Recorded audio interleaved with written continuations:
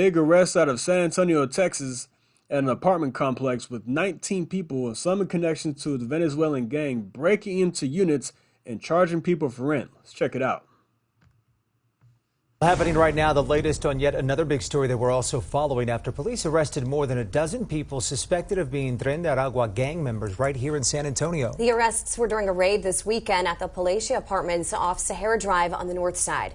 News 4 San Antonio's Jay Avila has been following this story for months, reporting the gang members had been terrorizing the apartment complex. Yeah, he spoke with the property owner to get his reaction on the months-long investigation, and Marisa Mendoza talked with Catholic Charities, an entity assisting migrants with their stay at the complex. But first we start with Jay. Jay, what did the manager tell you? Well, Jonathan and Mandy, it is a massive apartment complex near the airport with 678 units. The owner tells me gang members were breaking into vacant units and renting them to immigrants from the city's Migrant Resource Center, even writing up phony leases. Grainy. And I will show you a video after this one of one of those people talking about how they would write up fake leases. Cell phone video shot by frightened tenants shows men fighting in common areas where children play. And gunshots fired at night. Examples of what life has been like at the Palacia Apartments. As you know, we've been battling these issues for almost a year now, and it's progressively gotten worse. See that there's no glass anymore? So this has been kicked in. It's gone. I first talked to Palacia's owner, John Barker, back in June, when he showed me some of the units that had been broken into and lived in. At the time, he suspected there was a connection to the migrant facility previously operated by the city near the airport, and was frustrated he wasn't getting more help from city officials. I asked him to please bring in police to help us. We'll pay for a substation. Barker didn't know at the time SAPD and other agencies had started investigating members of the Venezuelan gang called Tren de Aragua, which eventually resulted in Saturday's early morning raid. We're very thankful, and we have so much gratitude to what the SAPD's done. Barker says he's learned more about how gang members were targeting immigrants at the Migrant Resource Center and luring them to his sprawling complex. They were meeting them at the migration station saying, we can house you, you can pay us, here's a formal lease. And so that's exactly what was happening, is that they were basically setting up an enterprise of leasing out these vacant units. Barker says as crime and vandalism increased, more of his long-term residents moved out, creating more vacant units, with intruders eventually breaking into about 250 of them. Barker says he was struck by the similarity to allegations of Tren de Aragua members taking over apartments in Aurora, Colorado. In my 25 years of doing this, I've never seen anything remotely like this. As a matter of fact, That's scary stuff right there, because you have people coming across the border to the Biden-Harris policies and terrorizing citizens, some who have been residents for a long time, pushing them out, breaking into other complexes, empty units or whatever, and trashing the place and writing up fake leases. This is why you need to have an orderly process at the border, vetting, not letting whoever they want come across the border, because you don't know who's coming across. That's the thing. You have people who don't value our way of life here. That they don't adapt, they don't assimilate.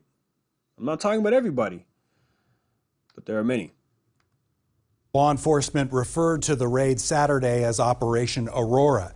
Now, Chief McManus mentioned a Tren de Aragua enforcer was among those arrested, and Barker told us at one point earlier this year, one of his security team members was shot at, so it was a dangerous situation. Thank you for watching. Please. That's a very dangerous situation. Now, I'm going to show you somebody who's not connected to the gang, but who is illegal, I believe he is, talking about this. 1,500 calls to police over the last year. That's how many calls for service came from the apartments where San Antonio police arrested multiple suspected members of a Venezuelan gang John Paul was just talking about. And those arrests happened over the weekend at the Palacia Apartments. That's off of Sahara Drive across Highway 281 from the airport. Those calls include more than 140 calls for shots fired, several burglaries, and a dozen assaults in progress. 19 people ended up being arrested in Saturday's raid, including a handful of members of the Venezuelan gang Tren de Aragua. One runner tells our Garrett Burns. Take a look at that. In a year's time, you have 1,500 calls, 143 shots fired or heard, 14 burglary calls, 12 calls for assault. This is a very dangerous situation. The migrants also victims in this. Venezuelan immigrant Camilo Vasquez moved into the Palacia Apartments last December. He quickly noticed problems like gunshots. When it would rain, they would take advantage of the sound of the water. But 3 days after a police raid cleared nearly 300. Just to clarify, I don't know if he's illegal or not, but him coming last year, they said, the Biden administration has been letting at one point, we were letting a lot of people from Venezuela. So I just assume that he is here through that program that they put in. Vacant apartments and resulted in 19 arrests, including 4 members of the Venezuelan gang Tren de Aragua. Things are quiet. I go out in the afternoons and enjoy the good weather with my neighbors here. Vasquez said there were a lot of migrants from different nationalities of the complex. He doesn't know if the people around had been members of Tren de Aragua. Vasquez says there were people who would go into the vacant apartments just to be able to stay there. But he said he also had a friend who got scammed into thinking they were renting here. There were some people that came to the shelter and they would say, sign this contract. I have an apartment for you for $900 with everything, including deposit and 1 month free. That's what they'd say. And they would come with all their clothes and belongings, and the office would show up and remove them. And they'd show them the contract. But no, it wasn't a contract. It was fake. As to who's to blame, he doesn't think it was only Venezuelans doing this scam. The ones he knew of had different accents. Vasquez says no problems, if any, were, in fact, caught up in the raid. We would like everything to be like before, when I first arrived in this country. Everyone was friendly, and everything was very nice. I couldn't find a job, but right now that has been very hard. If you say you're Venezuelan, they don't want to give you a job. Garrett Berger, KSAT 12 News. It's 1,500. So, yeah, people with different accents. That could be a multitude of countries right there. People just getting in on this scam because they were let into this program through Biden-Harris. Either they came across the border and got away, or they were brought on that program with the app or whatever it is. And the Kamala Harris and Biden waving the magic wand, just saying, "Hey, you're now considered legal. You're here legally now." But that looks like what happened here. Now this is News Nation talking about the San Antonio firefighters are worried because of this problem. And firefighters not armed. Check it out.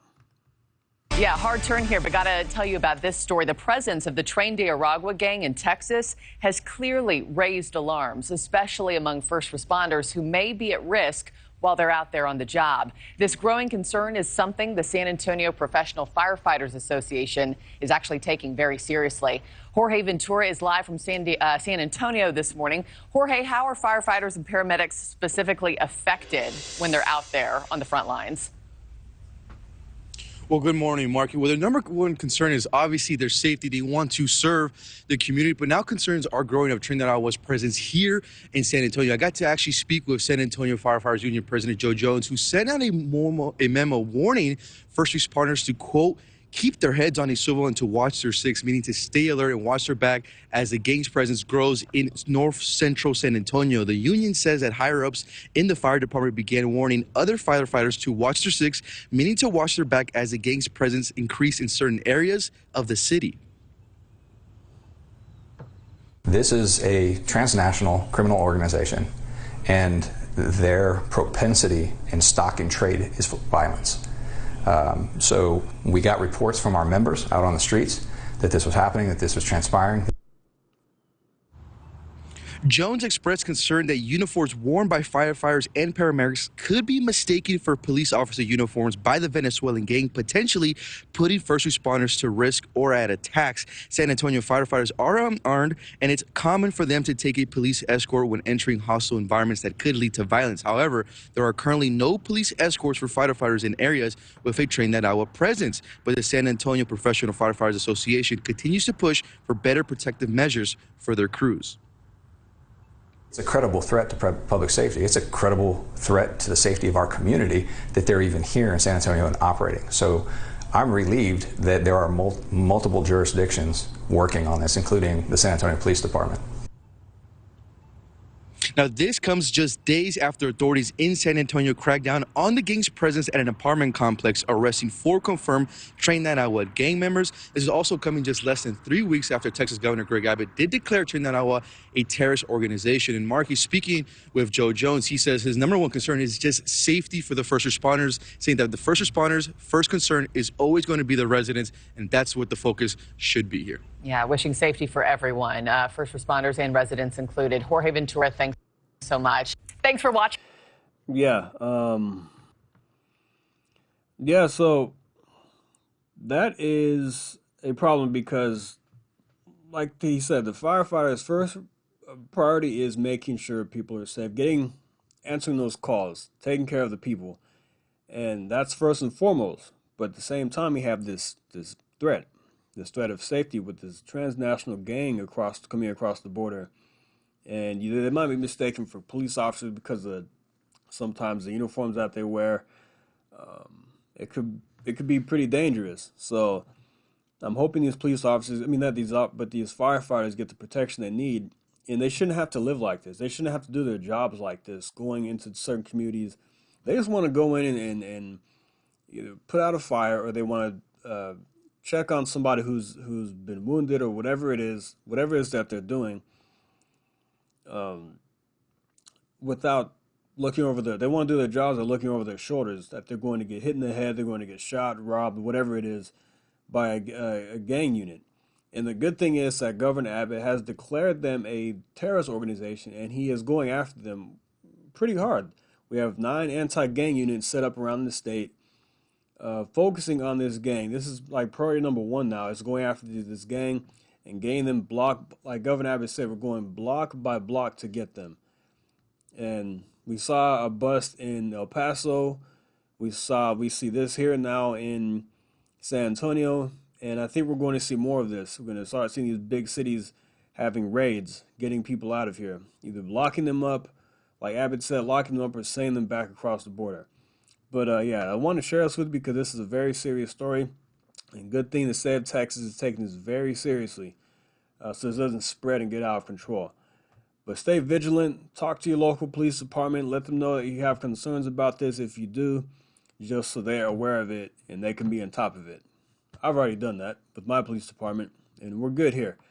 But all right, guys, like and subscribe. See you next time. Thank you. Take care.